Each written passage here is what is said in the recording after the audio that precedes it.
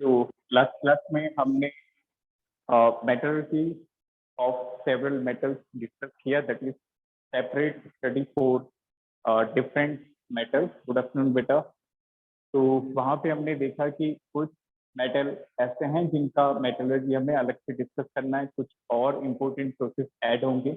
Done. तो उसमें सबसे पहले हमने स्टार्ट किया था आयरन। तो एक बार ब्रीफली उसको फिर से देखते हैं और फिर आगे का प्रोसेस स्टार्ट करते हैं। तो देखिए, separate study of certain metal, बहुत सिंपल सा टॉपिक है। 6 मेटल को आपको अलग से पढ़ना है। Separate study for certain metal. Fine. तो सबसे पहला हमने देखा iron. Clear? That is iron, metallurgy of iron. Iron के अंदर ओर्स कौन सी थी? आयरन ओर आपको याद होगा। क्लियर? कुछ और हमने नोट की। सबसे पहले थी haematite, that is Fe2O3। Haematite, एक बार इसको थोड़ा ब्रीफली देखते हैं ताकि आपको चीजें आसानी से समझ आएगी। डन। तो hematite ore, this is magnetite ore, this is magnetite. इसके बाद हमने देखा FeS2 is iron pyrite, this is iron pyrite. और सबसे लास्ट में हमने देखा siderite, FeCO3 is siderite ore of iron. Fine.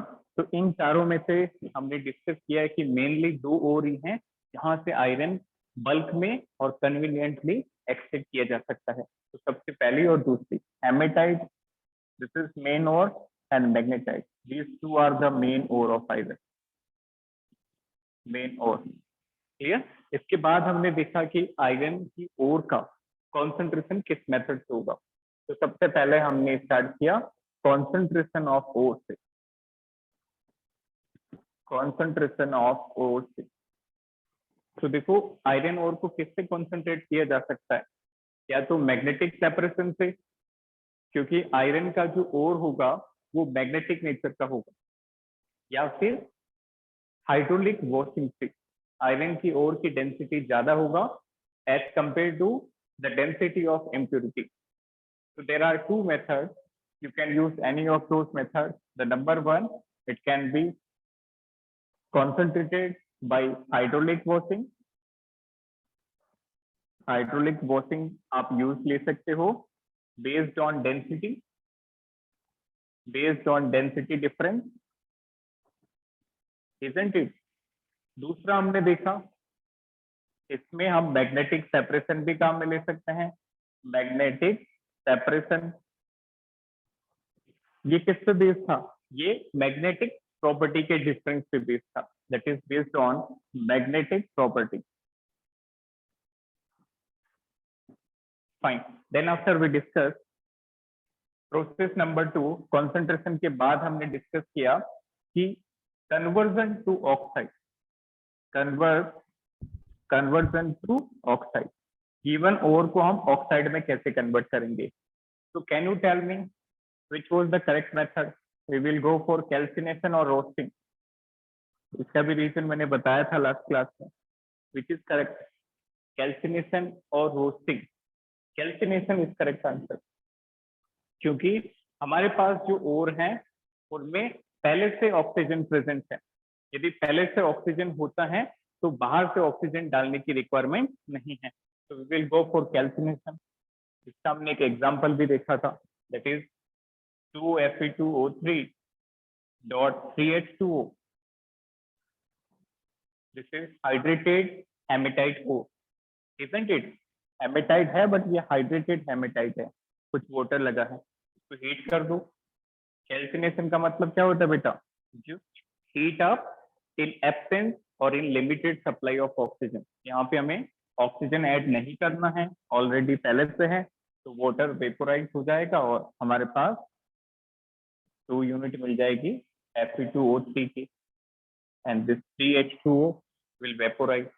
अपने हाई टेम्परेचर पे हीट किए हैं। फाइन। अब नंबर 3 आता है reduction. Number 3 is reduction, that is very important. Clear? Reduction और रिफाइनिंग यहीं पे होगी। रिडक्शन के लिए मैंने बताया कि जो आयरन का रिडक्शन होगा, we will use smelting. Smelting will be used smelting will be used for the reduction. इस आयरन की ओर के लिए किसको यूज लेंगे बच्चों? स्मेल्टिंग. और स्मेल्टिंग का मतलब क्या होता है? Reduction with the help of carbon या फिर reduction with the help of Coke. Fine. अब ये जो स्मेल्टिंग होगी, it will carried out in a very large furnace which is known as blast furnace. This is carried out, the reaction is carried out in blast furnace. तो आज हमें ये blast furnace को detail में समझना है. इसका स्क्रीनशॉट लें, फिर स्टार्ट करते हैं how the reduction takes place. That is very important.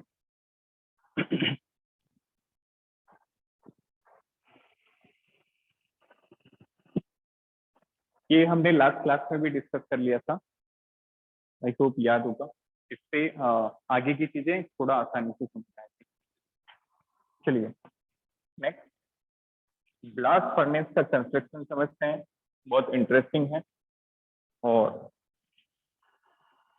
जो भी नॉन मेडिकल के स्टूडेंट हैं, यदि आगे चल के कोई केमिकल इंजीनियर बनता है तो आपको चांसेस मिलेंगे इंडस्ट्रियल ट्रेनिंग के.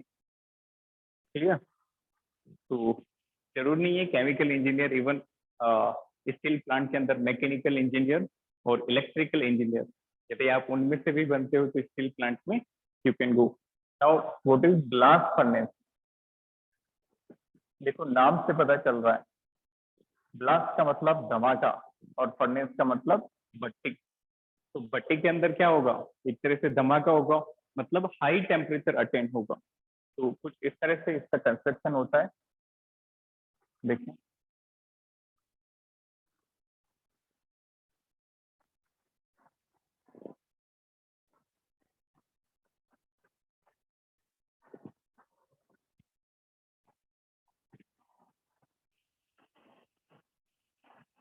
बहुत सारे इनलेट रहते हैं, बहुत सारे आउटलेट रहते हैं, लाइक दैट.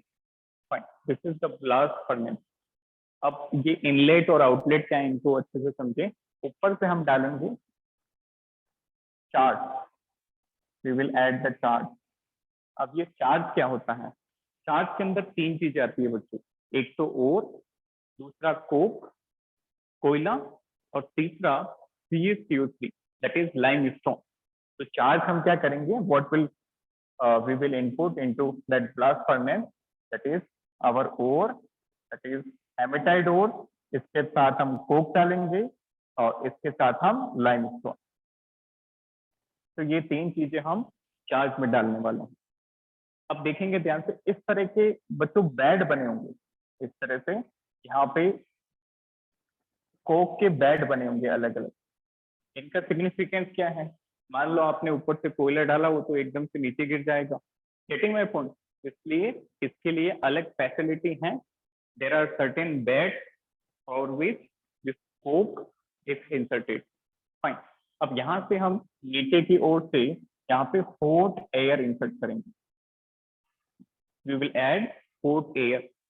ये जो एयर है, this is important source of oxygen. Getting my point? ये एयर ऑक्सीडेशन का इंपॉर्टेंट सोर्स है, ऑक्सीजन. फाइन. नाउ जो भी एग्जॉस्ट गैसेस होगी, जो भी अनवांटेड गैसेस होगी, वो इस ऊपर वाले आउटलेट से बाहर निकल जाएगी. This is exhaust gases. काफी गैसेस ऐसी होगी जो यूजफुल नहीं है, तो they will come out of this output. Fine. अब नीचे आपको मोल्टन मेटल मिलेगा, जिसमें मोल्टन आयरन, मोल्टन मेटल. और आपको याद होगा, यदि स्लेग बनती है तो स्लेग थोड़ा सा हल्का होती है, तो स्लेग यहाँ पे आपको ऊपर मिल जाएगी. तो ये जो ऊपर वाला आउटलेट है, यहाँ से हम स्लेग को बाहर कर देंगे. स्लेग. ठीक है, तो ये चीजें आप ब्रीफली याद रखें. ऊपर से इनपुट डालना है, इनपुट के अंदर और Fe2O3, कोक, कार्बन और CaCO3 लाइमस्टोन. इसका भी अभी पर्पज समझेंगे. फाइन. यहाँ पे कोक के बैट्स बने हुए हैं। Getting my point? नीचे से हॉट एयर पास करनी है कार्बन के कंबसन के लिए, और जब पूरा प्रोसेसिंग हो जाएगा तो और नीचे आ जाएगा। मोल्टन मेटल जो है वो सबसे नीचे मिलेगा, मेल्टन फॉर्म में, लिक्विड फॉर्म में पिघला हुआ लोहा मिलेगा, और इसके ऊपर आपको स्लैग मिलेगा। नाउ ये टेम्परेचर देखें तो याद रखना बच्चों, ऊपर से नीचे आते हुए टेम्परेचर बढ़ता है। जैसे ये 673 केल्विन है, इसके नीचे आएंगे तो आपको 973 मिलेगा, 973। इसके और नीचे आओगे तो 1173 केल्विन, और this is 1973 kelvin, like that. तो on coming from top to bottom, temperature rises up to a certain point. Fine. अब देखो रिएक्शन क्या क्या होंगी। सबसे पहले यहाँ पे 4 जोन होते हैं बच्चों। There are 4 zone in this complete blast furnace. Combustion zone, यहाँ पे कंबसन होगा। सेकंड इज रिडक्शन जोन, जहाँ पे रिडक्शन होगा। Third zone is slag formation zone, जहाँ पे स्लेग का फॉर्मेशन होगा। And the fourth zone is the melting zone, जहाँ पे आपको मेल्टेड मेटल मिलेगा। तो सबसे पहले देखते हैं combustion zone. This is combustion zone, this one is combustion zone. तो यहाँ पे आपके पास इनपुट में 3 चीजें हैं। ये तीनों चीजें कहाँ कहाँ जाएगी, ये चीज आप याद कर लें और समझ लें तो बहुत ही आसान होगा। सबसे पहले देखें तो कंबसन किसका होगा, कार्बन का, ये जाएगा कंबसन जोन में। डन। और का क्या होगा बेटा, रिडक्शन, तो ये जाएगा रिडक्शन जोन में। और ये जो CaCO3 है, लाइमस्टोन, ये कहाँ पर रहेगा, ये आपका फ्लक्स के तौर पे है, तो ये स्लेग फॉर्मेशन, स्लेग बनाएगा, ये जाएगा स्लेग फॉर्मेशन जोन में। फाइन। अब देखो कंबसन जोन में 2 रिएक्शन होती है। Carbon will react with oxygen to form carbon dioxide gas. Carbon oxidise होके क्या दे देगा, CO2 गैस। या फिर ये जो CO2 बना है, ये फिर से कार्बन से रिड्यूस हो जाएगी और ये बना देगी carbon monoxide, like that. Overall reaction की बात करें तो दोनों को ऐड कर दें, इजंट इट? दोनों को ऐड करने पे तो CO2 कैंसिल हो रहा है, तो 2 carbon 2C plus O2 will give you 2CO. This is the main reaction. तो कंबसन जोन के अंदर कौन सी 3 रिएक्शन होती हैं? Carbon will oxidize to CO2, number 1. This CO2 is reduced to CO, number 2. Number 3, carbon plus oxygen will give you carbon monoxide. इसका मतलब अब हमारे पास रिड्यूसिंग एजेंट के तौर पे 2 रिड्यूसिंग है। कैन यू टेल मी कौन से 2 रिड्यूसिंग एजेंट है यहाँ पे, that we discussed in Ellingham diagram? याद करो 700 से कम पे कौन अच्छा रिड्यूसिंग होता है, 700 डिग्री से ज्यादा पे कौन रिड्यूसिंग होता है। Getting my point? So there are 2 reducing, the one is carbon itself and the second one is carbon monoxide. CO2 नहीं बेटा, CONC is correct answer. CO2 में तो कार्बन खुद ऑक्सीडाइज है, फिर वो और कैसे ऑक्सीडाइज होगा? सी से में कार्बन ऑक्सीडाइज हो सकता है, ऑक्सीजन जोड़ सकता है, और CO में भी कार्बन ऑक्सीजन जोड़ सकता है, बट CO2 में मैक्सिमम 2 ऑक्सीजन जुड़े हुए हैं। C and CO are 2 reducing agents which is available for the reduction of C1O. Fine. अब देखें that is combustion zone. Second देखें reduction zone. रिडक्शन जोन में क्या होगा, रिडक्शन होगा, और का रिडक्शन होगा।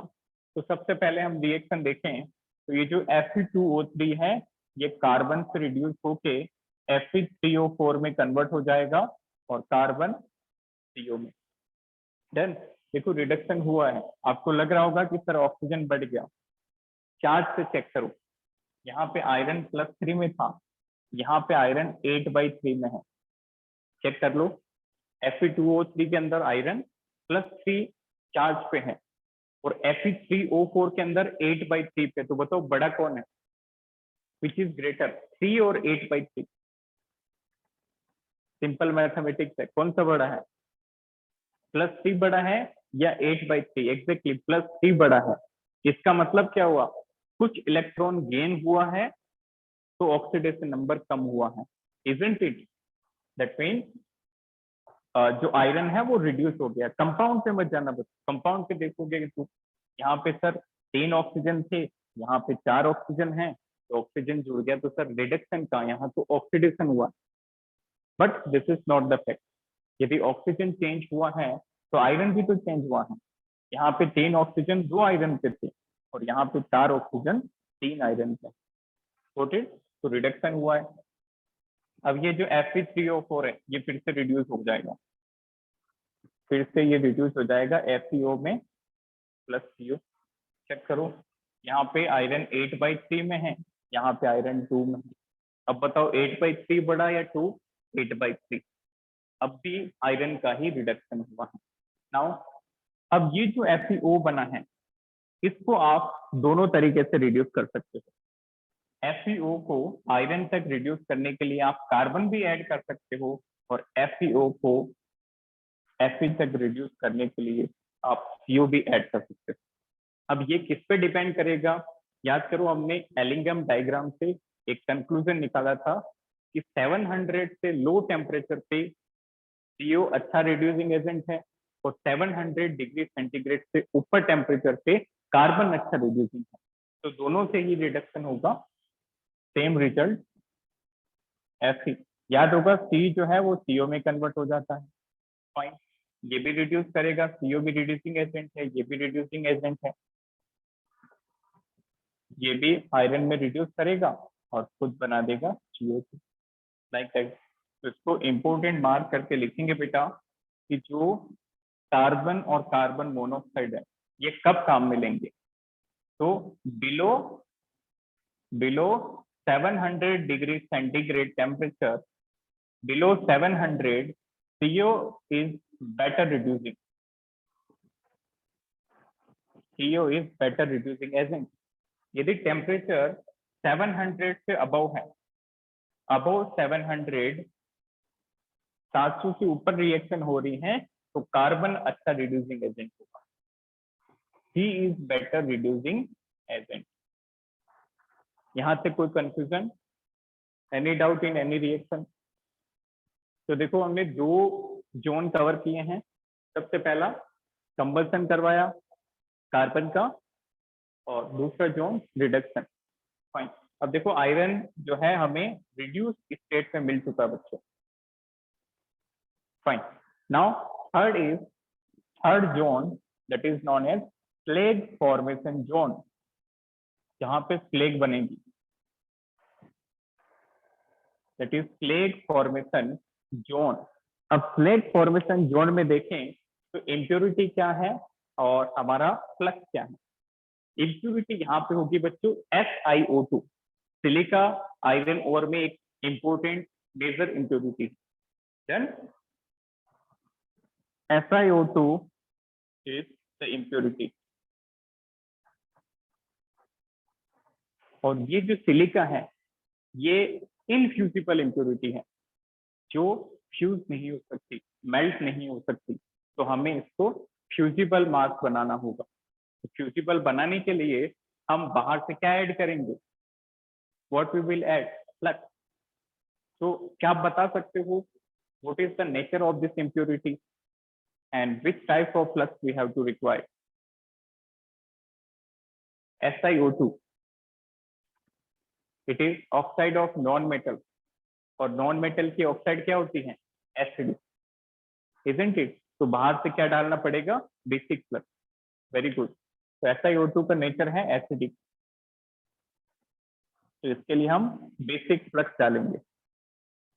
Exactly, basic flux is required. अब देखो इस बेसिक फ्लक्स के लिए हमने पहले से ही इंतजाम करके रखा था। व्हाट आई मीन टू से, ये जो CaCO3 है ये as a basic flux work करेगा। कैसे? हाई टेम्परेचर पे, आपको याद होगा जूनियर क्लासेस से भी पढ़ते आ रहे हैं कि हाई टेम्परेचर पे ये CaCO3 कौन सी गैसेस रिलीज करता है, कौन से कंपाउंड फॉर्म करता है? एक बनाता है क्विक लाइन और इसके साथ क्या बनाता है बच्चों, CO2 gas. Clear, CaO and CO2 gas. अब CO2 तो गैस थी, बनते ही ऊपर चली जाएगी, बचेगा कौन इस फर्नेस में, CaO। गेटिंग माय पॉइंट, ये जो CaO है ये बेसिक फ्लक्स का काम करेगा और इस इम्प्योरिटी के साथ रिएक्ट करके फ्लेक का फॉर्मेशन करेगा। Now this CaO is your basic flux will react with this acidic impurity to form flake, that is CaSiO3। Direct question आता है नीट जेई मेंस में कि कौन सा फ्लेक फॉर्मेशन होता है, composition of flake in blast furnace, that is CaSiO3, calcium silicate. Fine, तो ये बन गया फ्लेक। क्लियर, अब देखो ये फ्लेक बना हुआ ऊपर की तरफ। फ्लेक की क्या क्या स्पेशलिटी थी, याद है सभी को? Flake was light, immiscible with ore, low melting point, getting my point, fusible. तो ये ओर के साथ मिक्स नहीं होगा, लाइट है, हल्का है तो ऊपर मिलेगा, यहाँ से हम इसको सेपरेट करते हैं। Got it? तो flux is having lower melting point, it is immiscible with the ore, immiscible with ore, और क्या है इसका important feature, it is neutral and it is fusible. Got it? तो आपने फ्लेक को भी अलग कर दिया है। अब लास्ट में फ्यूजन जोन होगा। फ्यूजन जोन के अंदर जो आयरन बना है उसके ट्रांसपोर्ट एंड ट्रांसपोर्टेशन की कन्वीनियंस के लिए बच्चों उसको मेल्ट किया जाएगा, ताकि उसको पाइपलाइन के थ्रू, कैनाल के थ्रू उसको एक जगह से दूसरी जगह पहुंचाया जा सके। तो this is melted. Last zone is fusion zone. Fusion zone के अंदर हम आयरन सॉलिड को जो कि रिड्यूस्ड स्टेट में है इसको हीट कर देंगे तो ये कन्वर्ट हो जाएगा Fa लिक्विड। इस पर गॉट इट? तो 4 जोन कौन कौन से हैं ये क्लियर हुआ, कंबसन, रिडक्शन, फ्लेक फॉर्मेशन और फ्यूजन। नाम से पता चल रहा है कंबसन में कंबसन होगा कार्बन का, रिडक्शन जोन में आयरन का रिडक्शन होगा और फ्लेक फॉर्मेशन में फ्लेक बनेगा और फ्यूजन के अंदर मेल्टिंग होगी। अब इनके टेम्परेचर यदि आपको लिखने हैं तो आप लिख सकते हैं, I am writing the temperature. सबके अलग अलग टेम्परेचर होते हैं। कंबसन जोन का टेम्परेचर 1500 से 1600 डिग्री सेंटीग्रेड में होता है। रिडक्शन जोन की बात करें तो that is from 300 degree centigrade to 700 degree centigrade. Flake की बात करें तो 800 से 1000, that is 800 to 1000 degree centigrade. और फ्यूजन की बात करें तो ये होता है 1200 से 1500 के बीच। आप रफ आइडिया रखें, सबसे ज्यादा जो टेम्परेचर है ये होता है combustion, that is important, note it down. तो यहाँ पे कोई doubt, any doubt up to this? बहुत इंपॉर्टेंट है ये ब्लास्ट फर्नेस का कॉन्सेप्ट।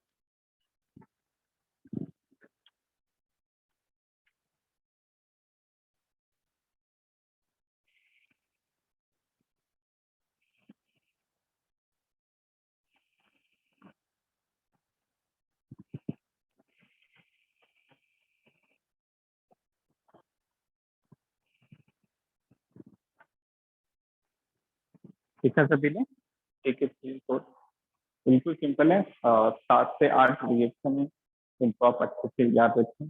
और डायरेक्ट कॉम्पिटिटिव एग्जाम में रिएक्शन देके भी पूछा जाता है, which of following reaction is not the part of blast furnace? Fine, चलिए नेक्स्ट आगे बढ़ते हैं। इससे रिलेटेड कुछ और इम्पोर्टेंट फैक्ट हैं।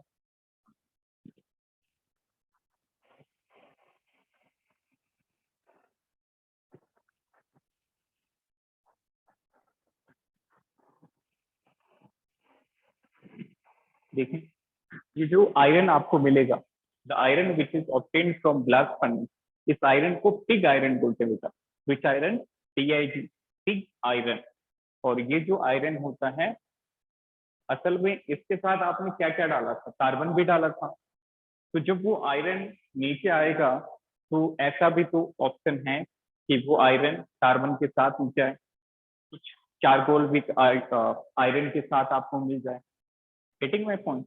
तो यही होता है, जब आपको आयरन मिलेगा उसमें कार्बन का भी काफी परसेंटेज होगा। तो ये जो आयरन होगा ये किसी भी चीज के लिए आप इस्तेमाल नहीं कर सकते। That is the worst form of iron, that is pig iron. Clear? तो उसको लिखें, द आयरन ऑब्टेन फ्रॉम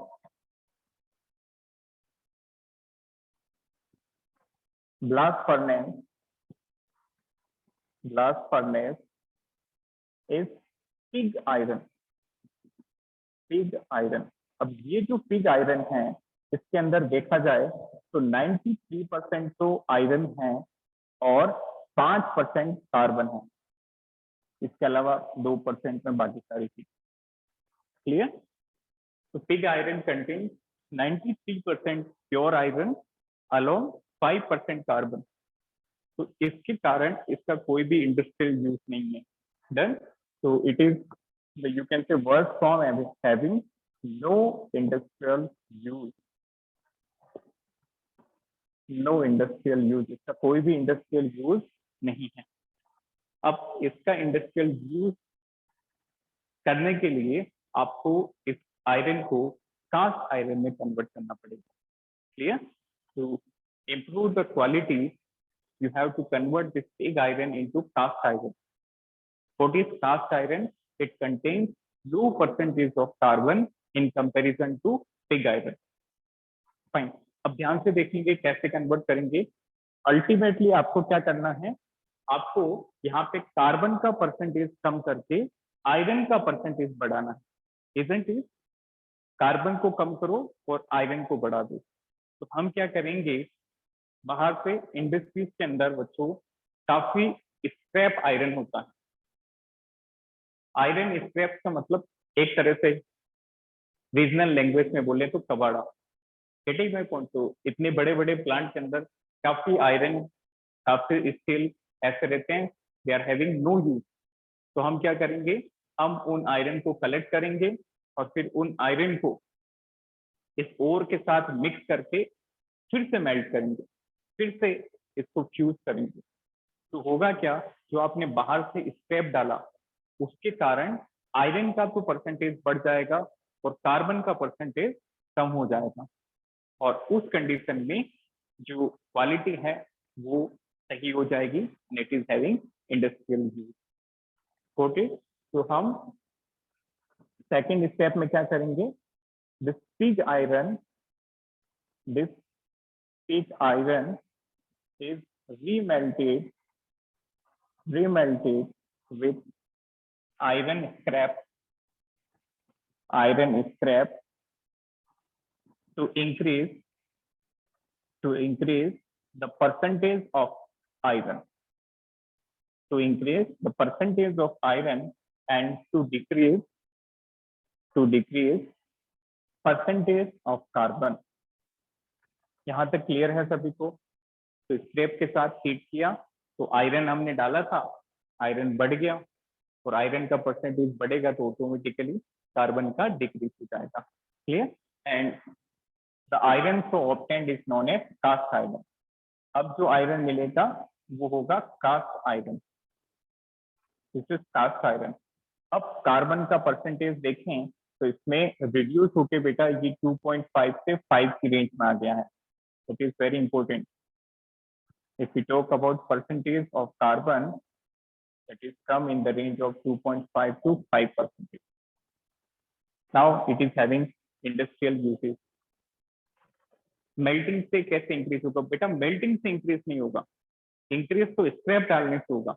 देखें इसको प्रैक्टिकल वैल्यू से आपको समझाते हैं, फिर यहाँ पे आएंगे। देखें, लेट सपोज आपके पास 100 ग्राम आयरन है और उसके साथ 5 ग्राम कार्बन था। ये इनिशियल स्टेट में जो हमें पिग आयरन मिला, हर 100 ग्राम आयरन पे 5 ग्राम कार्बन, यही तो मतलब हुआ 5% कार्बन था। फाइन। अब हमें क्या करना है, आयरन का परसेंटेज बढ़ाना है और कार्बन का कम करना है। तो हमने बाहर से मान लो 50 ग्राम आयरन और ऐड किया, हमने बाहर से स्क्रैप के थ्रू, कबाड़े के थ्रू 50 ग्राम आयरन और डाल दिया जो यूजफुल नहीं था। अब ऐसा तो करेंगे नहीं कि जो काम की चीज है उसको पिघाल दें, फिर तो उल्टा पड़ जाएगा, फिर से उनको बनाना पड़ेगा। जो नॉन यूजफुल स्टफ है। फाइन, अब बताओ अब कितना हो गया आयरन? 150 ग्राम। अभी भी कार्बन उतना ही है, that is 5%, 5 gram carbon. Getting my point? तो tell me, is the percentage of iron increases or not? पहले 100 ग्राम पे 5 ग्राम कार्बन था, अब देखो 150 ग्राम आयरन पे 5 ग्राम कार्बन है, दैट मीन्स आयरन बढ़ गया और कार्बन कम हो गया। अब मेल्टिंग का यहाँ पे क्या रोल है? मेल्टिंग का मतलब क्या होता है? आपको पिघालना है और अच्छे से मिक्स करना है। तो आप पिघले हुए आयरन के अंदर मान लो बाहर से स्क्रैप डालते हो, तो क्या वो मिक्स होगा? यूनिफॉर्म कंपोजिशन नहीं मिलेगा। तो आप क्या करोगे? उसको पिघाल के फिर मिक्स करोगे, फिर वो अच्छे से यूनिफॉर्म कंपोजिशन बनेगा। तो this is the purpose of melting. चलिए नेक्स्ट, कास्ट आयरन जो है इसमें पिग आयरन के कंपैरिजन में थोड़ा सा कम कार्बन है, अब ये यूजफुल है। लास्ट तरह का जो आयरन होता है बेटा वो होता है रफ आयरन। डब्ल्यू साइलेंट है, that is rough iron. Rough iron, ये जो रफ आयरन होता है this is the purest form of iron. इससे ज्यादा प्योर कुछ भी नहीं है, दैट इज द प्योरेस्ट। इससे ज्यादा प्योरिटी अचीव नहीं कर सकते। Purest form of iron. इस रफ आयरन के अंदर सिर्फ 0.2% कार्बन होता है। It contain percentage of carbon is just 0.2। इसमें सिर्फ 0.2 होता है। ऊपर देखो 5 था और यहाँ से 2.5 से 5 हुआ और घटते घटते 0.2 हो गया। तो ये लोएस्ट है, कार्बन लोएस्ट है, इसका मतलब प्योरिटी मैक्सिमम है। तो it is highly malleable and ductile. Highly malleable and ductile.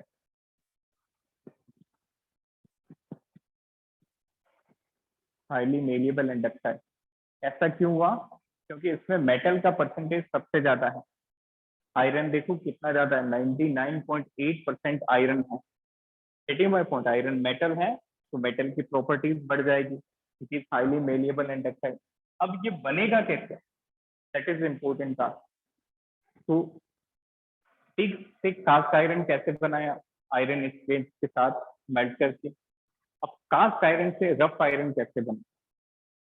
इसमें याद रखना बेटा कि जो कास्ट आयरन के अंदर इम्प्यूरिटी होगी उन इम्प्यूरिटी को हम ऑक्सीडाइज करके बाहर निकाल देंगे और जो इम्प्यूरिटी अलग हो जाएगी उसके कारण आयरन जो है, आयरन का परसेंटेज ऑटोमेटिकली बढ़ जाएगा। ठीक है? तो इट इज ऑब्टेन्ड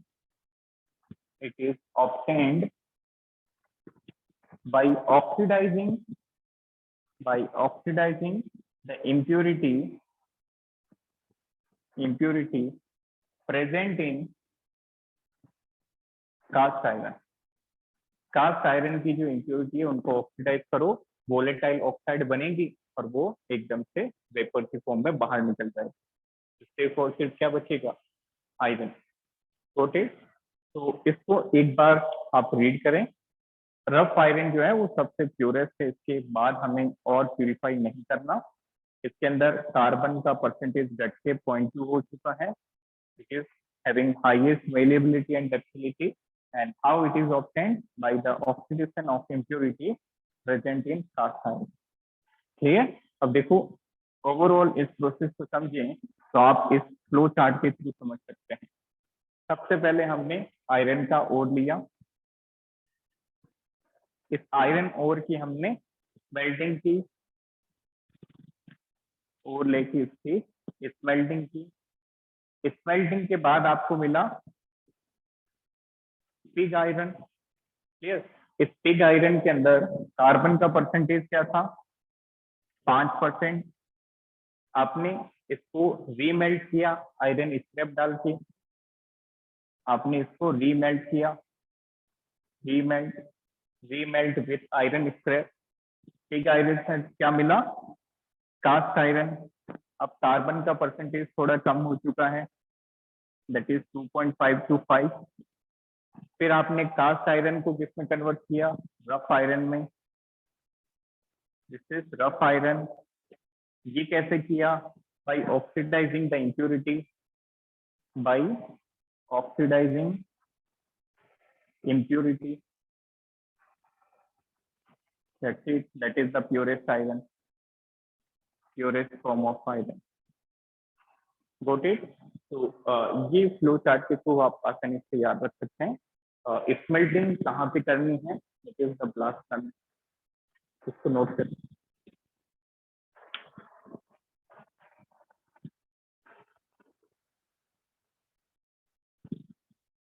तो is there any doubt up to this? के बाद हम कॉपर की मेटलर्जी स्टार्ट करें।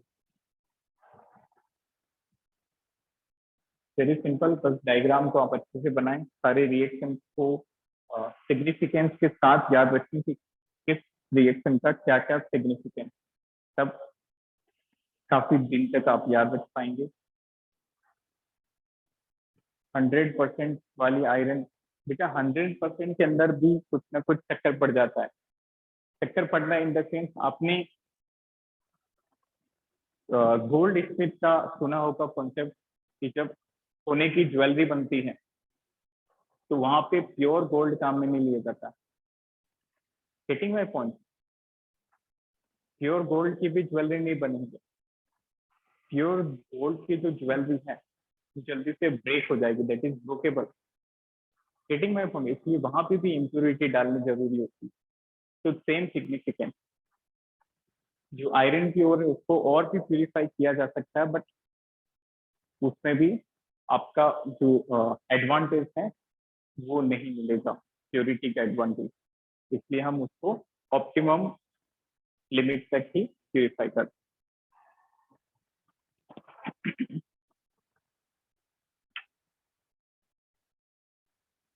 देखा सभी ने? Next one, metallurgy of copper.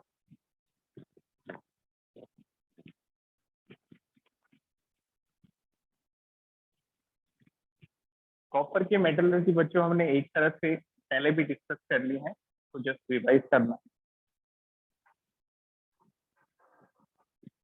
इसको फिर से डिस्कस करने का पर्पज है कि आपको कॉपर के लिए सारे प्रोसेस पता होना चाहिए, कॉन्सेंट्रेशन से लेके रिफाइनिंग तक किस किस प्रोसेस के थ्रू आप कैरी आउट करेंगे। तो सबसे पहले हेडिंग डालें metallurgy of copper.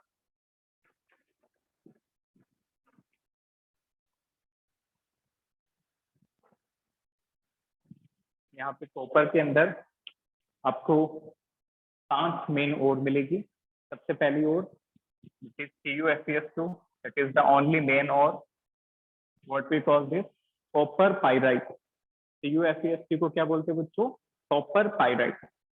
This is copper pyrite and this is the main ore. Fine.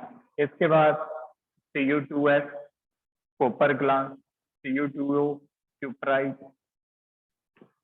CuCO3 dot CuOH whole twice malachite, Cu2CuCO3 dot CuOH whole twice एज्यूराइट। तो और भी ओर्स हैं, और जो मेन ओर है वो है कॉपर पाइराइट। इनके भी नाम लिखते हैं। This is copper glance, this is cuprite, this is malachite and this one is azurite. So which is the main ore of copper? This CuFeS।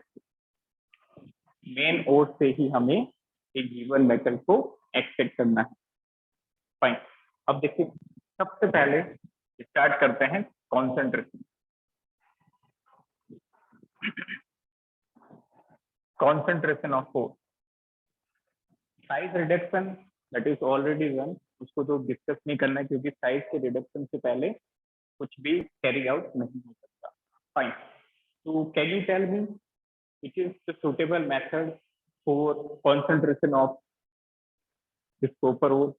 Will it be magnetic, hydraulic washing, cross flotation or leaching? उन चारों में से कौन सा process हम यहाँ पे use में ले सकते हैं? याद करो, कॉन्सेंट्रेशन के दौरान हमने बताया था कि जो सल्फाइड ओर है, सल्फाइड ओर के लिए cross flotation is the best method, isn't it? यहाँ पे ये जो कॉपर का ओर है वो किस फॉर्म में है? सल्फाइड फॉर्म में, तो वी विल यूज क्रॉस फ्लोटेशन। क्लियर? तो प्रोसेस को हम डिस्कस नहीं करने वाले, प्रोसेस हमने ऑलरेडी कवर कर लिया है। क्रॉस फ्लोटेशन ब्रीफली बताएं तो ये वेटेबिलिटी पे डिपेंड करता है। दो मीडियम डालते हैं, एक फाइन ऑयल और दूसरा वाटर। तो जो आपकी ओर है वो फाइन ऑयल में मिसिबल है, उससे वेट होके ऊपर स्रोत बना देती है। तो जो गैंग पार्टिकल है वो वाटर में मिक्स होके नीचे से आउटपुट से बाहर निकल जाते हैं और स्रोत की फॉर्म में हमें प्योर मेटल जो है, कॉन्सेंट्रेटेड मेटल मिल जाता है। ठीक है? तो which method will be used? This is cross flotation. Cross flotation, इसका कारण क्या होगा? क्योंकि ये जो ओर है ये किस फॉर्म में है? Sulphide ore. ठीक है, अब देखो दूसरा प्रोसेस क्या होता है, कन्वर्जन टू ऑक्साइड।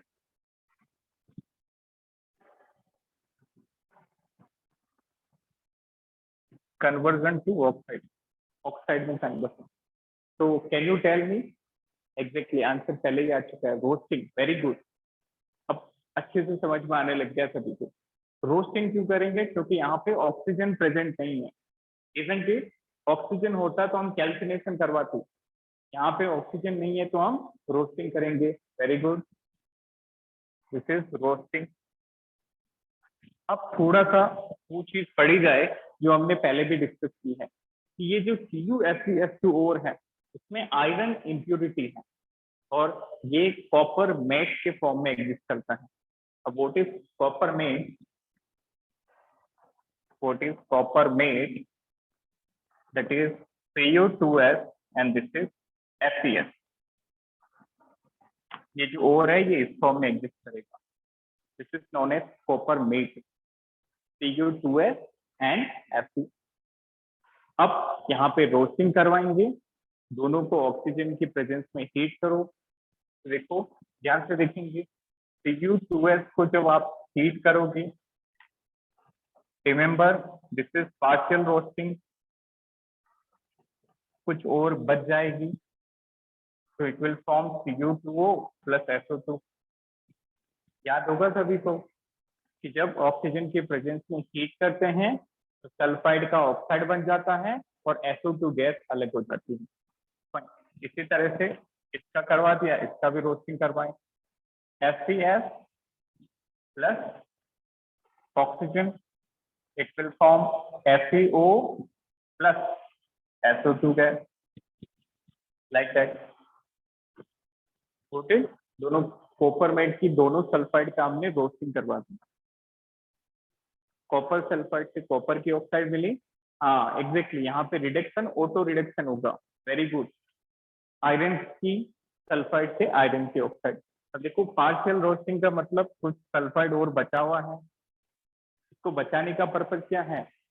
क्योंकि ये और ही अपनी ऑक्साइड का रिडक्शन कर देगी, फिर रिड्यूसिंग एजेंट डालने की रिक्वायरमेंट नहीं।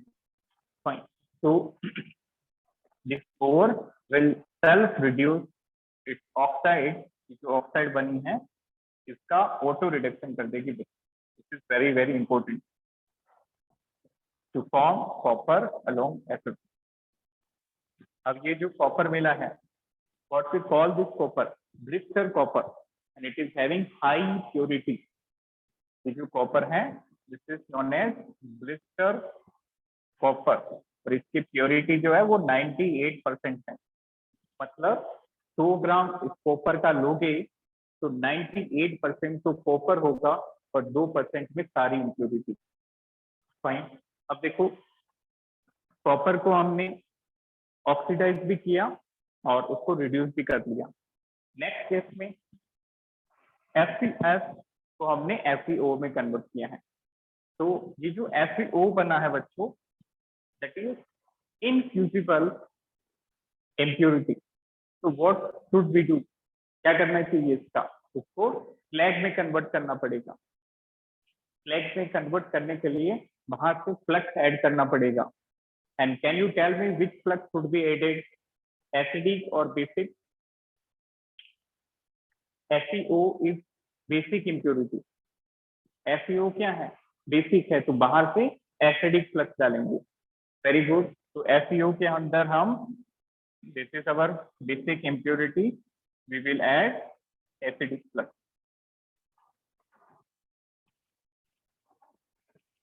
ये एसिडिक फ्लक्स इससे रिएक्शन करके स्लेग में कन्वर्ट हो जाएगा।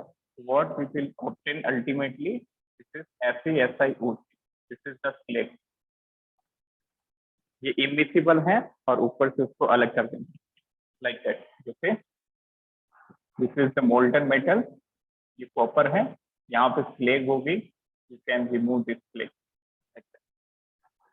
अब लास्ट जी, वैसे तो ये कॉपर जो है काफी प्योर स्टेट में, बट फिर भी इसकी रिफाइनिंग कर सकते हैं। तो याद करो किस मेथड से हमने कॉपर की रिफाइनिंग की थी, दैट इज बाय इलेक्ट्रोलाइटिक डेसिमराइजेशन was the one. Very good, electrolytic, clear, electrolytic finally हमने इसको प्रोसीड आउट किया। क्लियर, इसको यदि और रिफाइन करना है तो इम्प्योर ओर की एनोड बनाओ, प्योर की कैथोड बनाओ, और वहां पे इलेक्ट्रोलाइटिक रिफाइनिंग होता है। तो रिफाइनिंग के अंदर आप इलेक्ट्रोलाइटिक रिफाइनिंग का इस्तेमाल कर सकते हैं कुछ इस तरह से। This is battery code, this is anode, this cathode. Anode जो है, एनोड जो है बच्चों वो थिक और इम्प्योर मेटल की बनी थी, that was thick and made up of impure metal. Cathode की बात करें तो cathode was thin and that was made up of pure metal, clear। and फिर हमने देखा कि एनोड से इम्प्योरिटी डिजोल्व होके सॉल्यूशन में आती है और सॉल्यूशन से रिड्यूस होके कैथोड पे डिपॉजिट होती है। पोलिंग भी हो सकती है। पोलिंग बेटा वो उस ओर में हुई थी, पोलिंग हमने क्यूप्राइट ओर के लिए किया, इस ओर के लिए। चेक करो, पोलिंग के अंदर हमने मेंशन किया था extraction of copper from cuprite ore. Then now anode पे क्या होगा, ऑक्सीडेशन। एनोड पे ऑक्सीडेशन हो जाएगा, इस ऑक्सीडेशन से कॉपर Cu2+ बना के सॉल्यूशन में आ जाएगा। यहाँ से देखें, इस एनोड से डिजोल्व होके सॉल्यूशन में आएगा Cu2+। अब ये Cu2+ रिड्यूस होके आपको कैथोड से मिलेगा लाइक दैट। तो कैथोड पे कौन सी रिएक्शन होगी, reduction. At cathode reduction takes place, Cu2+ reduce होके आपको Cu दे देगा। Now this Cu is pure, this Cu is pure. ठीक है, इसको नोट करें, that is metallurgy of copper.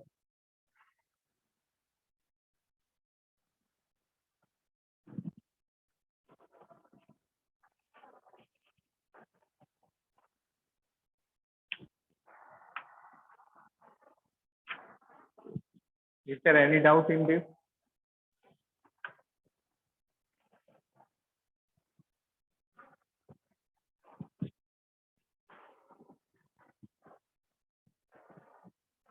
देखा सभी ने?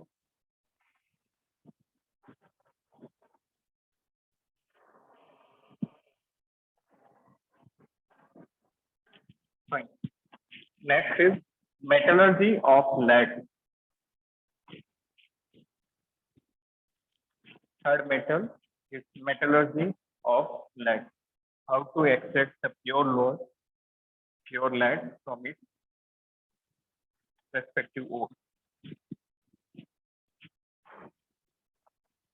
देखिए, third one is metallurgy of lead. तो सबसे पहले लेड की ओर देखें, तो लेड की 4 कॉमन ओर्स हैं. तो which are the 4 ores? This is PBS, PBO, PBS, PBO, PBCO three, PBSO four. अच्छा, आप ही बताइए इनके नाम. What is name of PBS? What is the name of PBS? क्या बोलते हैं पीबीएस4 को? Anyone? This is galena. Lead sulphide ore को क्या बोलते हैं? Galena. Very good. This is galena. What is PBO? That is known as litharge. Litharge. PBCO three को क्या बोलते हैं? केरूसाइड या केजेटिराइड? दो नाम है एक जैसे. केजेटिराइड तो होता बच्चों वो SnO2 होता है, टिन का oxide. This is cerussite. CERRUSITE, केरूसाइड.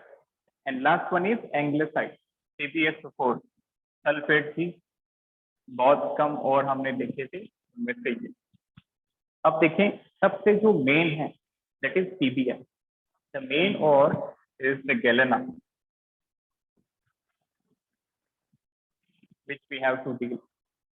Fine. अब देखिए सबसे पहले concentration of ore. Concentration of ore. So can you tell me which is the suitable method of concentration? Anyone? इसका जो पिछला वाला था, हाँ, cross flotation. Very good. Cross flotation क्यों करेंगे? क्योंकि जो ओर है बच्चों ये सल्फाइड ओर है. Isn't it? This is a sulfide ore. Hence we will go for cross flotation. Cross flotation. Fine. अब यहाँ पे इंटरेस्टिंग क्या है कि इस पीबीएस के अंदर एक और सल्फाइड प्रेजेंट होती है, ZnS. तो आपको याद होगा कि हमने दो सल्फाइड को साइमल्टेनियसली सेपरेट कर दिया with the help of what? Depressant. तो यहाँ पे ये जो पीबीएस है that is wetted by pine oil.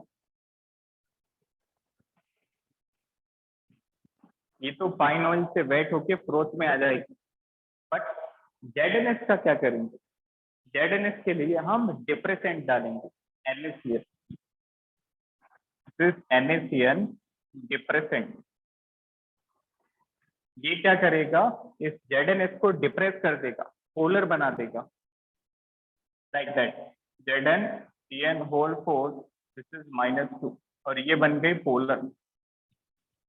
और आपको याद होगा बेटा जो पोलर कंपाउंड होते हैं वो वाटर सोल्यूबल है. अब ये वाटर से डिजोल्व होके नीचे से आउटलॉस में बाहर हो जाएगी. और ऊपर कौन आएगा? तो उसके अंदर सिर्फ और सिर्फ लेड. डन. तो this is weighted by water and will come out from bottom. Then next one is conversion to oxide. How you can convert this given ore into oxide? Will we go for roasting or calcination? Roasting, क्योंकि यहाँ पे oxygen नहीं है. That's why we have to heat in presence of oxygen. So roasting.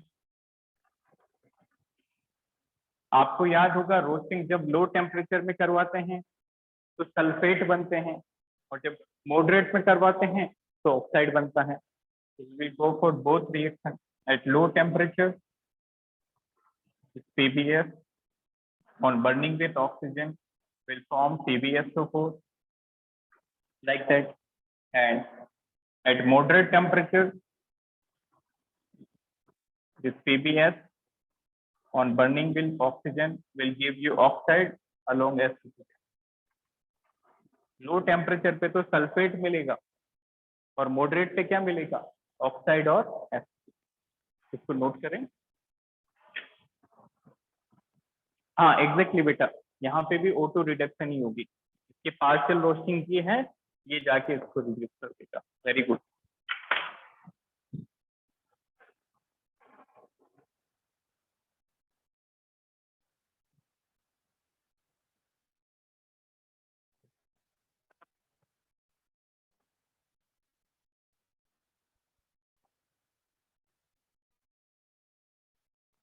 Fine, now you can ask any doubt. इसके बाद reduction वाला auto होगा, वो हम नेक्स्ट क्लास से कंटिन्यू करेंगे। रिडक्शन और इसकी रिफाइनिंग में एक दो प्रोसेस एक्स्ट्रा है जो अभी हमने डिस्कस नहीं की। तो ओवरऑल हमने 3 मेटल डिस्कस किए हैं बच्चों, iron, copper, this is lead, and we are left with 3 more metal, that is AG, AU and AL. सारे ए नाम की राशि के हैं, सिल्वर, गोल्ड और aluminium. That we will discuss in tomorrow's lecture. That's it from metallurgy. तो next lecture में प्रोबेबली ये चैप्टर कंप्लीट हो जाए। तो any doubt from today's lecture?